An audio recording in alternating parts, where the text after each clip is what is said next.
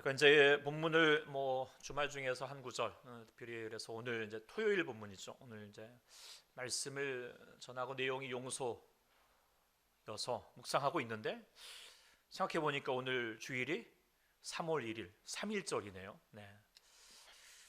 3.1절은 이제 우리가 단순히 기념일을 넘어서서 우리 민족이 겪었던 억압과 상처와 눈물을 다시 기억하는 날이죠. 태극기가 자랑스럽긴 하지만 또 아픔의 역사를 담고 있는 것이 우리가 알고 있죠. 상처라고 하는 것이 시간이 지나면 저절로 사라지는 것이 아닌 것 같다 생각하게 됩니다. 때로는 오히려 시간이 지날수록 더 또렷해지는 경우들이 있죠. 특별히 가해자가 진심 어린 반성과 책임이 있어야 되는데 그러지 않으면 그 상처는 더 골마지고 분노가 되기도 합니다. 독일은 이제 2차 대전을 일으켰던 죄악에 대해서 국가적으로 책임을 인정하고 기억하고 교육하고 사죄와 보상을 길을 걸어온 역사가 있는데 저 일본은 자신의 식민 지배에 대해서 진심으로 사과하고 있는가?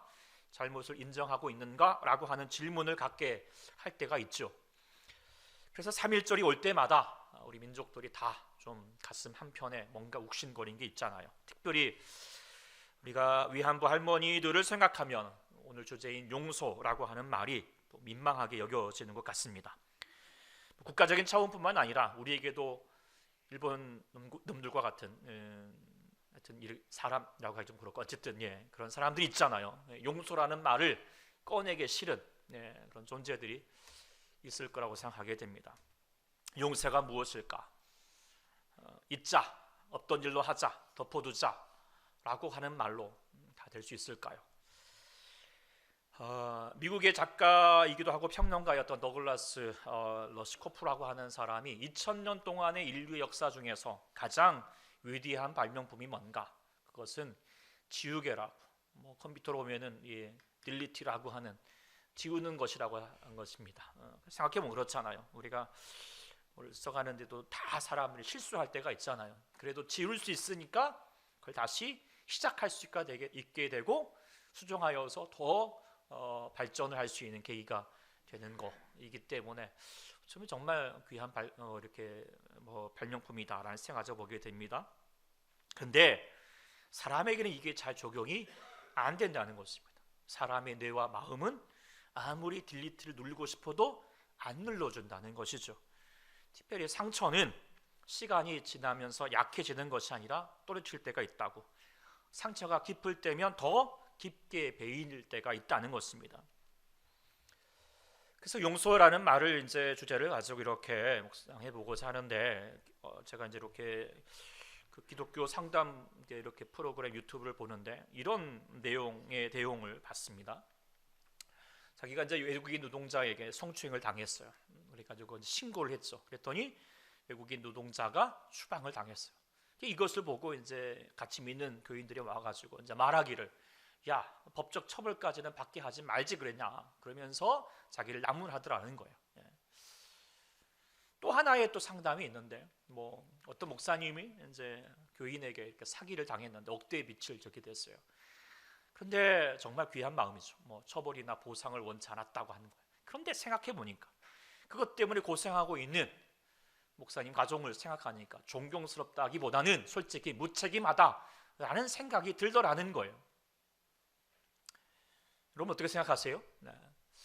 저도 이걸 대입해 보면 그럴 수 있겠다라는 생각을 가져보게 됩니다.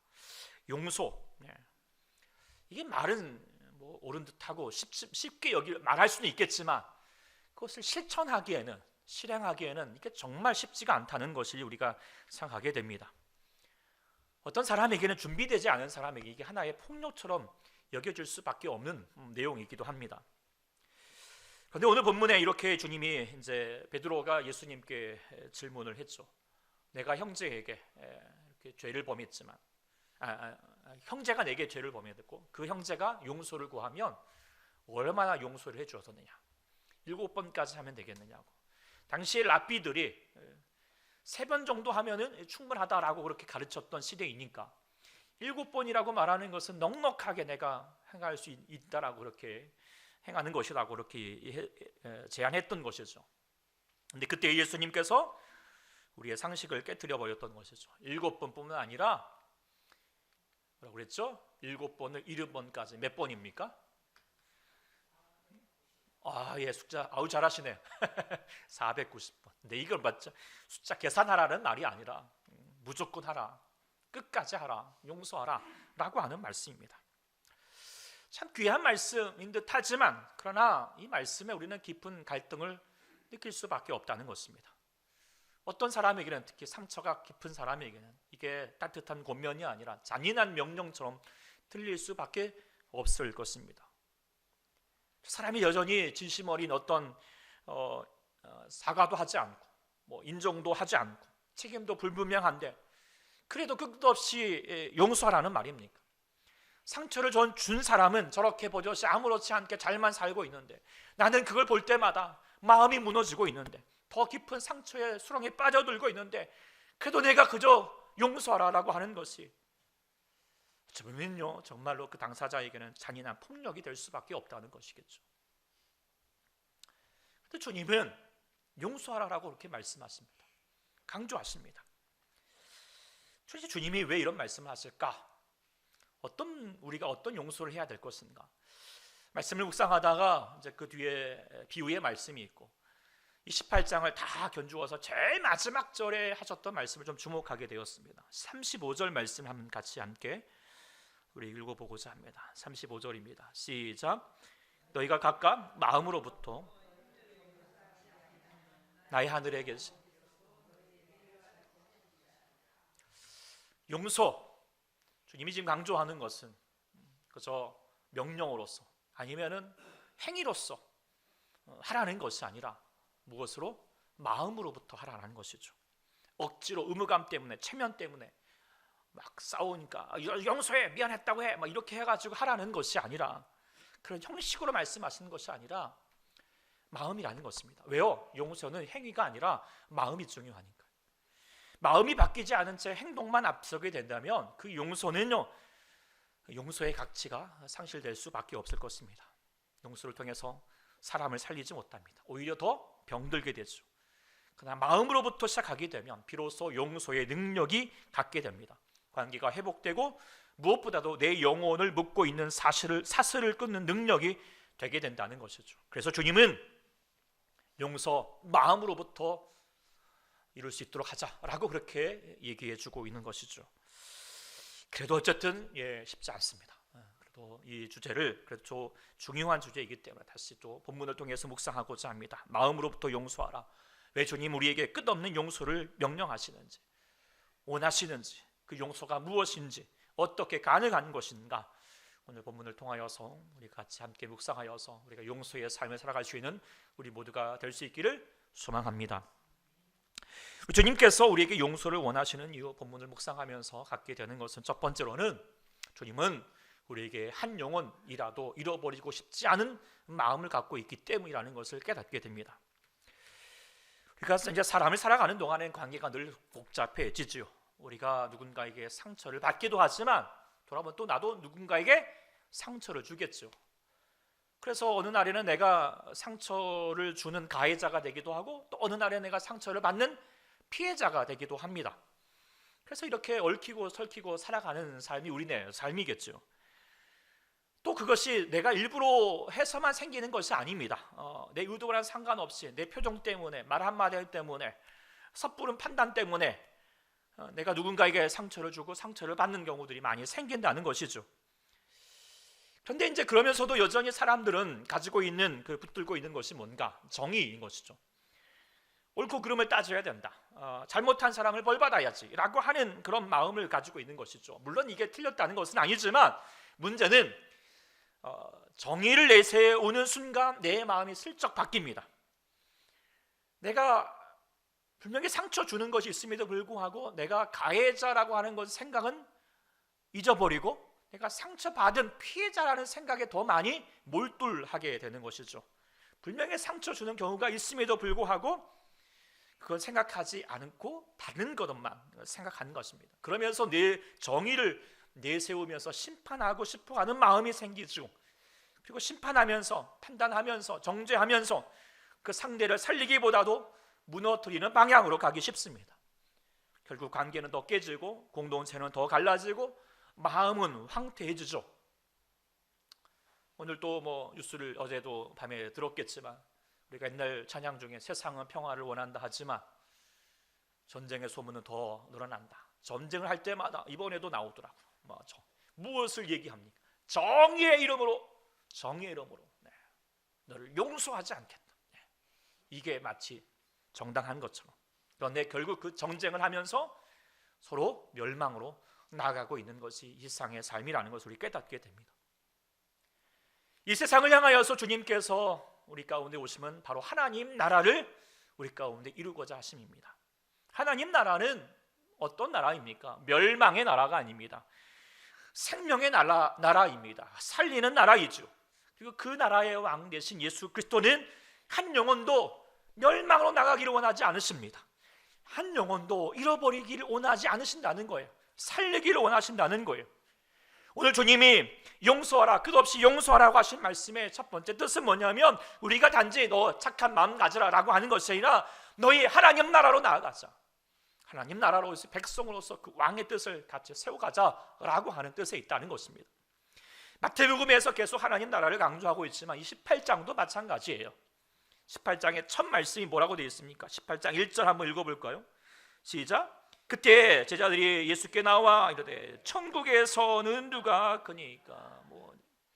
물론 이 제자들이 아직은 잘 모르고 있지만 천국을 그래도 들었으니까 천국은 누가 크냐, 천국에 대한 이야기를 지금 얘기하고 있어요. 천국에서 누가 큽니까? 라고 질문을 하면서 이제 주님이 계속 말씀하셨죠. 그러면서 어린아이 하나를 가지고 이렇게 작아지는 자가 큰 자다라고 말씀도 하시고, 양 100마리가 있지만 99마리다. 그 잃어버린 양 한 마리를 찾는 것이 천국의 삶이다. 그 뜻이 뭐예요? 결국 14절에 말하는 것처럼 작은 자 하나라도 잃어있는 것은 하늘에 계신 너희 아버지 뜻이 아니다. 다 찾기를 원한다. 이게 하나님 뜻이면서 계속 말씀하시면서 이 말씀이 이루어졌던 것이죠. 70번에 7번씩이라도 용서하라 라고 하는 것은 계산하라 이런 게 뜻이 아니라 한 영혼도 포기하지 아니하시는 그 하나님의 사랑을 너희들도 좀 배워라. 이게 천국의 삶이야, 천국이다 라고 하는 것을 강조하시는 것이죠. 물론 하나님의 나라가 정의가 있습니다. 정의가 분명히 필요합니다. 주님은 죄를 결코 무시하지 않습니다. 공동체를 무너뜨리는 작은 자를 실족하는 죄를 가지면 너 연자 못하라, 너 들어가라 라고 지옥불에 대하여서 엄하게 말씀하고 계십니다. 그런데 제 가운데 있는 그 영혼일지라도 그러나 이 땅 가운데 있는 가운데는 구원하고자 한다는 것입니다. 잃어버리지 않고 있다. 멸망으로 나가지 않기를 원한다. 그 영혼이 더 망가지고 굳어지고 멸망으로 가는 것을 원하지 않는다는 것입니다. 하나님은 구원받을 우리를 위해서만 이 땅에 오신 것이 아니고 사랑하신 것이 아니라 세상 모든 사람을 사랑하신 줄 믿습니다. 이 말은 결국 무엇이겠습니까? 나도 사랑하지만 그놈도 사랑하시는 거예요. 하나님은 세상을 심판하기 위해서 멸망하기 위해 오신 것이 아니라 죄에서 건지기 위해서 예수 그리스도를 이 땅 가운데 주고 십자가에 죽으신 줄 믿습니다. 주님은 나를 위해서도 죽으셨지만 정말 죽이고 싶은 그놈을 위해서라도 주님은 죽으셨다는 거예요. 사랑하셨다는 거예요. 나도 귀하지만 그도 귀합니다. 이것이 하나님 나라의 본심이고 하나님의 마음이라는 것이죠. 올미 1만 달란트 탕감받은 비유 마지막에 임금이 했던 말씀을 주목해 볼 필요가 있습니다. 33절에 이렇게 임금이 말했죠. 내가 너를 불쌍히 여김과 같이 너도 내 동료를 불쌍히 여김이 마땅하지 아니하냐라고 그렇게 말씀하셨어요. 임금이에요. 어느 나라 임금일까요? 하나님 나라의 임금을 얘기하고 있는 거죠. 그 임금이 1만 달란트를 탕감해 줬던 것은 그가 자격이 있어서가 아니라 무엇 때문에? 불쌍히 여기는 것 때문이다. 그 하나님의 마음, 그 임금의 마음이 불쌍히 여기는 마음이고, 그렇다면 그 임금의 세상으로 살고 있는 너는 어떻게 된다? 그 임금의 마음을 닮아가야 되지 않겠느냐, 마땅하지 않느냐, 이것이 기본이라는 것이죠. 천국 백성은 우리 천국의 임금, 우리 하나님, 그 하나님의 기본적인 마음은 뭐예요? 한 영혼을 향하여서 불쌍히 여기는 마음입니다. 불쌍히 여기는 마음. 심판하고 정죄하고 그래서 멸망시키는 것이 아니라 한 영혼을 살리기 위해서 아낌없이 내어주고자 하시는 마음이 하나님의 마음이니까, 널 또 하나님 백성으로 살고자 한다면, 하나님 나라를 이루고자 한다면 그 하나님의 마음을 가져라, 불쌍히 여기는 마음을 가지라는 것입니다. 그래서 함께 하나님 나라를 이루어가자. 하나님 나라는 멸망의 나라가 아니라 생명의 나라입니다. 살리는 나라입니다. 그 나라의 왕이신 예수님은 한 영혼도 잃어버리고 싶지 않습니다. 구원하기를 원합니다. 살리기 원합니다. 그래서 필요한 게 뭐냐? 용서라고 하는 거예요. 용서는 상대를 향하여서 무조건 면제하자는 말이 아니라 하나님 백성으로서 왕의 뜻을 같이 세워가자는 것이죠. 심판이 아니라 생명의 방향을 선택하는 일입니다. 내가 내 마음대로 판결을 내리는 쪽이 아니라 주님의 마음을 닮아서 그 하나님 나라의 백성으로 살아가기를 원한다라고 하는 것을 우리에게 강조해 주고 있습니다. 그렇다면 여러분들 하나님 나라를 이루기를 원하고 계십니까? 하늘의 뜻이 여러분들 삶 가운데 이루어지길 소망하십니까? 천국 이루시길 소망하십니까? 그렇다면 주님이 원하십니다. 너도 용서의 삶, 다른 사람을 향하여서 불쌍히 여기는 그 삶을, 그 마음을 잊지 않는 자가 됐으면 좋겠다는 말씀을 우리 가운데 말씀하시는 것임을 우리가 기억해야 할 것입니다. 두 번째로 주님께서 우리에게 계속 용서를 원하시는 것은 뭔가 묵상하게 되면 그것은 우리는 이미 갚을 길 없는 용서를 받은 자이기 때문입니다. 주님이 70벌에 7번씩이라고 용서하라고 하신 말씀 뒤에 이제 우리가 잘 아는 한 이야기가 얘기해 주셨죠. 어떤 나라의 왕이 있었습니다. 그 나라 왕이 나라 일을 정리하다가 회계를 이제 정산하기 시작을 했죠. 요즘 이제 우리 박경희 집사님도 뭐 세금 정산하고 있지만 어쨌든 정산할 때가 되니까 정산을 했어요. 그런데 한 사람이 이게 지금 세금을 안 낸 건지 아니면 빚을 전 것을 받아가지고 안 갚았는지 지금 끌려 들어왔어요. 근데 얼마라고 했습니까? 1만 달란트. 우리가 여러분들이 감이 안 오시지만 1만 달란트, 한 달란트만 해도 이게 이제 600데나리온이라고 합니다. 한 데나리온은 하루 품삯이십니다. 그러니까 이거를 이제 한 달란트만 해도 6,000일, 몇 년이에요. 근데 이게 1만 달란트면요 약 6년 만년 상상이 안 되죠. 그래서 계산을 해보니까 약 한 뭐 이제 일삭이 달리니까 한 뭐 10조에서 한 30조 가까이 된다. 금으로 또 환산하면 더 높습니다. 한 50조. 네. 뭐 놀라지도 않은 게 뭐 우리는 감이 안 오죠. 어쨌든 1만 달란트 빚졌다라고 그렇게 말하는 것은 이 사람이 평생 갚아도, 아니 평생이 아니라 뭐 생을 몇 번 살아도 뭐 그럴 일도 없지만 갚을 수 없는, 그냥 끝났다고 보는 것이죠. 그래도 불구하고 갚으라는 거예요. 네. 못 갚습니다.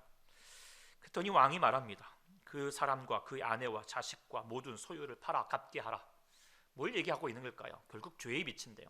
죄는 한 사람으로만 끝나지 않고요, 함께하는 모든 사람이 함께 망하게 하는 거죠. 멸망입니다.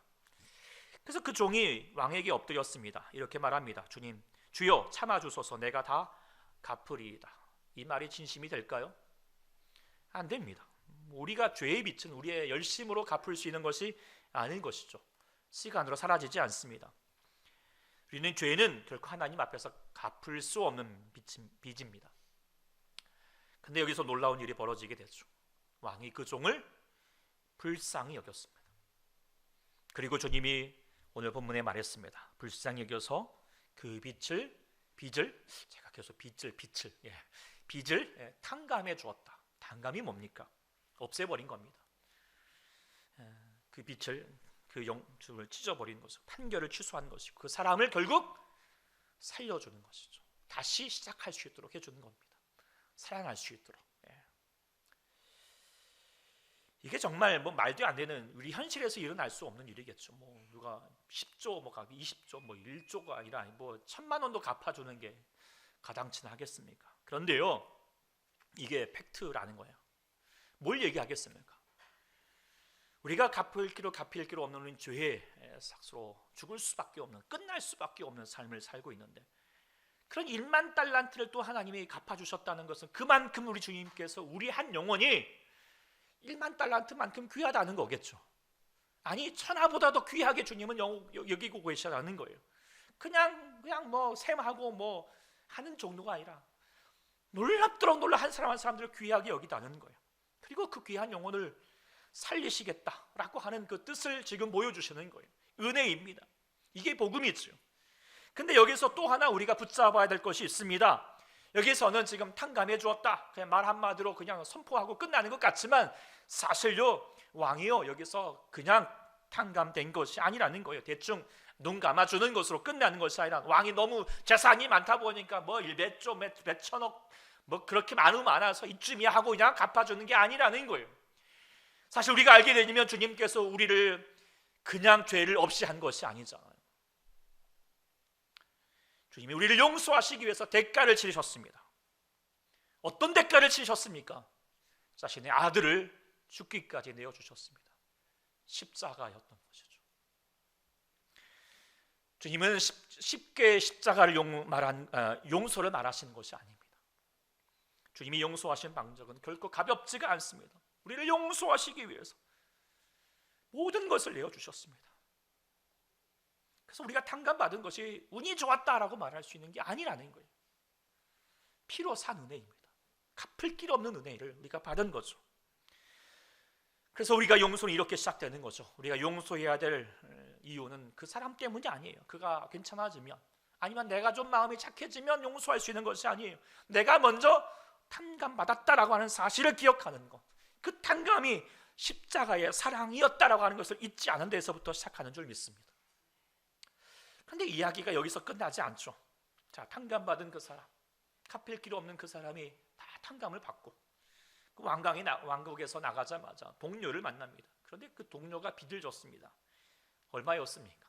100데나리온, 약 한 4달치 월급이니까 결코 적지는 않습니다.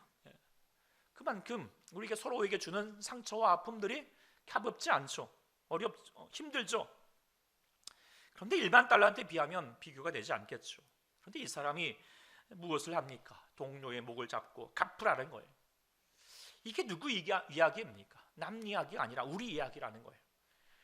우리가 하나님의 받은 은혜를 너무 쉽게 읽어버리고 십자가의 탕감은 너무 가볍게 여깁니다. 그런데 내가 받은 상처, 내가 받은 손해, 내가 받은 모욕, 너무 오랫도록 붙들고 사는 것입니다. 그것은 또렷하게 기억합니다. 내가 받은 상처만, 내가 피해만 우리 마음 가운데 붙들고 있는 거예요. 어느 순간 내 마음이 용서받은 자라고 하는 마음은 없고 저놈을 갚아주고 말고자 하는 심판자의 마음으로 바뀌어져 버리는 것이죠. 사랑하는 주의 성도 여러분, 우리가 용서해야 될 이유, 주님이 우리에게 용서를 구하는 이유는 뭐냐면, 우리의 마음이 착해져서가 아니라, 선해져서가 아닙니다. 우리의 성품이 좋아져서가 아닙니다. 우리가 용서해야 될 이유는 우리가 말도 못할 만한 헤아릴 수 없는 은혜를 받았기 때문이죠. 십자가의 사랑을 탕감받았기 때문입니다.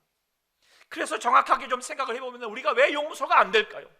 그놈이 정말 나빠서일까요? 아니면 내가 받은 상처가 너무 커서일까요? 아니, 정확히 생각해보면요, 내가 주님의 십자가를 잊어버렸기 때문에, 그 탕감받았던 그 은혜를 우리가 다시 한번 가볍게 생각하기 때문이겠죠. 그럴 수 없다는 거예요. 그래서 우리는 다시 말합니다. 왜 용서해야 됩니까? 왜 우리가 용서할 수 있습니까? 바로 우리가 십자가의 은혜를 얻었기 때문에, 그 탕감받은 것이 얼마나 크고 얼마나 말도 안 되는 은혜를 다시 받았는지를 기억하게 된다면 우리는 다시 넉넉하게 용서하는 삶으로 나가게 될 줄 믿습니다. 그것을 우리 가운데 말씀하고 계십니다. 세 번째로 주님께서 우리에게 용서를 원하시는 이유가 뭐냐면 바로 너 자신, 우리를 먼저 살리시기 위함입니다. 오늘 18장 이후를 보면은 예수님께서 마지막에 매우 강한 결론을 내리시게 되시죠. 용서받은 그 종이 자기 동료를 감옥에 가두자 왕이 다시 그를 이제 화가지고 나가지고 불렀죠. 그래서 욕에 가두도록, 빚을 다 갚도록, 빚을 갚지 않으면 꺼내주지 말라, 이런 식으로. 네. 그래서 옥졸들이라고 했지만 오늘로 보면 이게 고문 당하는 자에게 계속 고문을 당할 수밖에, 괴로움을 당하는 상태에 빠지게 되는 것을 이야기해주고 있습니다. 그런데요, 이 장면을 좀 우리가 생각을 해보면은요, 이게 지금 누가 누구를 갇히게 됐습니까? 자기가 가두려고 했는데 자기가 남을 가두려고 했는데 자기가 갇히는 꼴이 되었다는 거예요. 그런데 이것이 생각해 보면 용서하지 않을 때 발생하는 원리가 된다는 것입니다. 누군가를 내가 용서하지 않으면 그 감옥에 결국은 내가 갇히게 된다는 거예요. 나를 힘들게 하는 그 빚이 나를 계속 짓눌리게 되는 거예요. 이런 일들이 의외로 많이 발생을 하죠. 제가 이제 제 얘기를 하기도 좀 애매하기도 하고 남 얘기를 좀 하기도 하지만 그래도 몇 가지 좀 이야기하면은, 예를 들어서 가정 폭력에 있는 사람은 늘 항상 보면은 늘 주변을 살피고 작은 소리에도 깜짝 놀라고, 그러면서도 자기 폭력의 원인을 자기에게 찾아서 내가 더 이렇게 잘했어야 되는데, 그러면서 자기를 비난하는 것에 빠지는 경우들이 참 많다라고 합니다. 제가 예전에도 이제 한 청년이 있는데 친구가 늘 항상 이렇게 자주 씻어요. 손을 씻기도 하지만 이렇게, 그래서 살결이 이렇게 막 좀 벗겨질 정도로 그렇게 좀 그랬던 친구예요. 나중에 이제 많이 시간이 지나고 그 친구가 좀 많이 깊어지고 이렇게 이제 기독교 안에서 신앙 안에서 가까워지면서 상담을 하게 되었어요. 그랬더니 어릴 적에 성폭력의 경험을 가졌던 거예요. 갖게 되니까 씻어도 몸이 더러워진 것 같은 느낌을 늘 갖는다는 거예요. 그러면서 대인 기피증에 빠지게 되고 슬픔과 기쁨도 이런 일반적인 감정도 느끼지 못하는 감정이 메마른 상태가 되어버린 모습들을 제가 기억하고 있습니다. 정말 그렇지 않아도 아픈데 자신을 더 아프게 하는 경우들을 많이 보게 되는 거예요. 스스로 고문당하고 스스로 상처의 감옥에 갇히는 안타까운 경우가 되는 거예요. 물론 오늘 본문의 내용과 이렇게 내용이 좀 다를 수는 있겠지만 결국은 같은 거예요. 결국에는 용서하지 않으면 그 감옥에 스스로 갇힐 수밖에 없다는 거죠. 우리는 자신을 위해서라도 용서해야 됩니다. 상처가 나를 다시 올가매지 않도록, 내 감정이 그 사람에게 끌려다니지 않도록, 그 사람의 잘못이 내 인생의 주인이 되지 않도록 다시 우리가 그 안에서 우리 자신들을 해방시키기 위해서라도 그 아팠던 기억에서 그 사건의 노예에 다시 한번 살지 않겠더라고 우리는 선언하면서 나갈 그 용기를 가지고 나갈 것이 바로 그 용서라고 하는 것이죠. 사람은 상처를 받으면서도 다 반응이 다 다른 법입니다. 우리가 이제 땅바닥에 유리를 깨뜨리면 와장창 깨지기도 하고, 진흙을 떠뜨리면 완전히 그냥 달라붙고, 공을 떠뜨리면 튕겨져 나오겠죠. 같은 상처를 받더라도요, 경우가 다 달라지는 모습들을 우리가 볼 수 있게 됩니다. 어떤 사람은 상처 입은 피해자가 되기도 하죠. 바닥에 떨어지는 유리 같습니다. 산산이 부서집니다. 바닥에 또한 떨어진 진흙과 같이 상처에 달라붙어 가지고 아무것도 하지 못하는 상처가 되게 돼요. 칼을 꽂아서 상처를 준 사람은 상대방인데 그 꽂힌 칼을 휘집고 자기를 더 못 살게 하는 것은 자기 자신이 될 때가 많은 거예요. 계속 피해자가 됩니다. 스스로 가해자가 되어버린 모습들이, 안타까운 경우들이 참 의외로 많다는 거예요. 그런가 하면 어떤 사람은 상처 입은 복수자가 되기도 하죠. 내가 당한 만큼 되돌려주겠다는 거예요. 이해하려기보다도 자기 편견에, 자기 고집에 사로잡혀가지고 오해를 또한 그것을 정당화시킵니다. 용서보다는 복수로 응징하고자 하죠. 겉으로는 강해 보입니다. 단호해 보입니다. 그러나 그 길은 결국 자신의 마음을 메마르게 할 뿐이죠. 더 차가워지고 삐딱해지고 결국은 자신도 무너질 수밖에 없는 것입니다. 그런데 우리 주님께서 상처받은 영혼이라도 부르시는 길이 있습니다. 그것은 바로 상처 입은 치유자가 되기를 원하는 거예요. 이 사람도 상처 없는 게 아닙니다. 상처가 있습니다. 아픔이 있습니다. 그런 기억도 있습니다. 그런데 그 상처를 가지고, 아픔을 가지고 다른 것을 정죄하고 찌르고 다시 원망하고 나가는 길보다도, 그래서 자기도 무너지는 삶이 아니라 그 상처를 통해서 자신도 치유될 뿐만 아니라 다른 사람도 치유할 수 있는 삶을, 살리는 삶으로 나가는 삶이 된다는 것입니다. 그 상처 입은 치유자, 결코 약한 사람이 아니에요. 정말 강한 사람인 것입니다. 정죄는 본능이지만 치유는 능력입니다. 복수는 누구나 할 수 있지만 회복은 아무나 할 수 있는 것이 아니에요. 상처 입은 치유자는 그 어려운 길을 갈 수 있는 사람이에요. 요셉이 그런 사람이었죠. 형들에게 버림을 받고 억울하게 감옥에 갔던 사람입니다. 그런데 나중에 형들이 무릎을 꿇고 두려워할 때 요셉이 이렇게 말했죠. 당신들은 나를 해하려 하였으나 하나님은 그것을 선으로 바꾸셨다고. 갚아주지 않았습니다. 벌 주고자 하지 않았습니다. 정죄하지 않았습니다. 그걸 통해서 하나님의 뜻을 가지고 선하게 자신도 치유되면서 다른 사람을 바꾸어 갔습니다. 그래서 살리는 쪽으로, 그 용서가 한 사람을 살렸고 가정을 살렸고 많은 생명을 살리는 길로 나가게 했습니다. 바로 상처 입은 치유자가 된 것이죠. 가장 상처 입은 치유자가 누구겠습니까? 바로 예수 그리스도이신 것이죠. 예수님도 상처 많이 받으셨습니다. 찢기셨고 못 박히셨고 외면당하시고 조롱당하시고 늘 원수같이 대하였습니다. 그런데 그 상처를 받으셨지만 그 상처로 우리를 살리셨습니다. 고난받는 종의 말씀에서 그가 채찍에 맞음으로 우리가 나음을 얻었더라. 상처 입은 치유자가 되셨다는 것입니다. 우리가 그 길로 나아갈 것을 주님께서 우리 가운데 말씀하고 계십니다. 그 길로 나아갔던 대표적인 사람이 스데반이었죠. 돌에 맞아 죽어가면서도 그 죄를 그들에게 돌리지 마옵소서. 이거는 약함이 아니잖아요. 강함입니다. 하나님 나라의 능력이죠. 죽음 앞에서도 미움으로 끝내지 않을 능력, 그것은 하늘로부터 내온 귀한 능력인 줄 믿습니다. 오늘 우리가 마태복음 18장에서 첫 번째, 천국에서 누가 크냐라고 그렇게 말하셨죠. 그 질문의 답을 하나씩 하고 마지막 결론에서 내리고 있습니다. 누가 천국에서 가장 큰 자일까요? 그것은요, 용서하는 자입니다. 마음으로부터 진정 용서할 수 있는 자. 상처 때문에 세상을 심판하는 자가 아니라 상처를 주님께 맡기고 사람을 살리고자 하는 자, 천국에서 가장 큰 자라고 하는 것입니다. 물론 이 길이 결코 쉬운 길이 아닙니다. 어려운 길입니다. 좁은 길입니다. 주님이 가시는 그 골고다의 길을 가는 길입니다.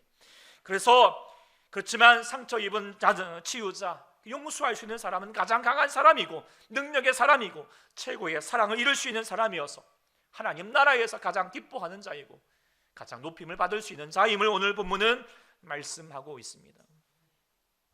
사랑하는 여러분들도, 우리 모두도 용서할 수 있기를 소망합니다. 물론 용서는 강요될 수 없습니다. 제가 여기서 용서하라라고 그렇게 함부로 주장할 수는 없습니다. 그러나 여러분의 마음으로부터 용서할 수 있는 자가 될 수 있기를 소망합니다. 용서할 수 있어야 합니다. 용서할 수 있는 마음을 갖게 된다는 것은 그것은요, 어떤 것보다 하나님의 은혜입니다. 하나님의 은혜가 가득 찬 상태인 것이죠. 하나님의 은혜가 가득 차야지만 행위가 아니라 마음으로부터 진정으로 용서할 수 있다라고 하는 것이겠죠. 주님은 이 귀한 은혜를 누려가기를 원한다는 것입니다. 혹시 여러분들 마음 가운데도 여전히 감옥에 가두어둔 사람도 있습니까? 가까운 사람이 될 때가 많죠. 힘들게 하고 어렵게 하고 상처 주고 용서하고 싶지 않고 떠올리기만 해도 마음에 으스러요. 몸부림치고 싶은 마음들. 그렇지만 우리 자신이 스스로 그 감옥에 갇혀 있다라고 하는 것도 생각해야 됩니다. 주님이 우리에게 말씀하십니다. 그 마음으로부터 용서하라고. 그것은 상대방을 위하는 길일 뿐만 아니라 너 자신을 살리는 길이라고. 피해자로만 남지 말라고, 복수자로만 굳어 있지 말라고. 예수님처럼 상처받았지만 생명을 살리는 상처 입은 치유자로 서기를 주님께서 원하고 계십니다. 그래서 하나님 나라를 같이 이루어가자고. 그것이 가장 약하지만 강함이 되는 것이고 가장 미련해 보이지만 가장 지혜로운 것이며 가장 낮아지는 것 같지만 가장 높음의 길임을 우리 주님은 우리에게 분명하게 말씀해 주고 계십니다. 이 모든 것을 우리 스스로 이룰 수는 없겠지만 같이 말씀을 생각하시고 같이 주님께 구하시고 성령님의 인도하심을 통하여서 마음으로부터 상처를, 우리 아픔을, 미움을 온전히 내려놓고 용서할 수 있는 자가 될 수 있는 축복의 사람이 될 수 있기를 간절히 축원합니다.